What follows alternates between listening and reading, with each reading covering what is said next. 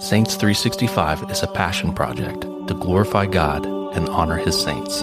This project is based upon the book, The Lives of the Saints by Father Alban Butler. August 19th. St. John Eudes, Confessor.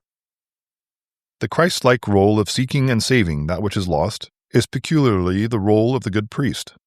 And outstanding among the many saintly priests is St. John Eudes, who was born at Rheims, France, in 1599.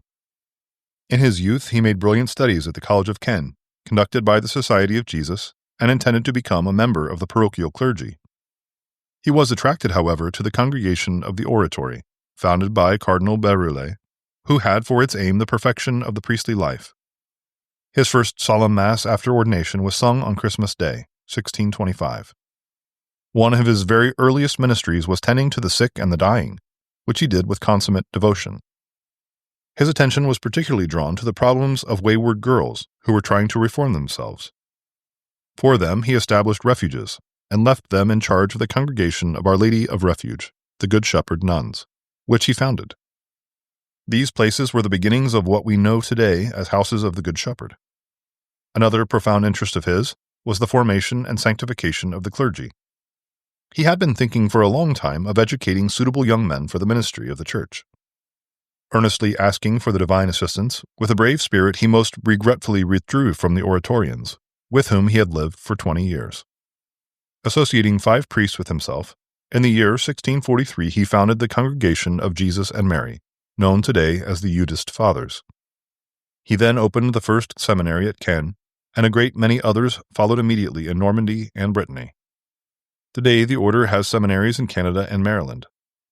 It was inevitable that the sparks of zeal which he caught from the Sacred Heart of the great High Priest should lead him to encourage devotion to the hearts of Jesus and Mary. He labored to promote devotion to the heart of flesh united to the divinity which symbolized the eternal love of Jesus.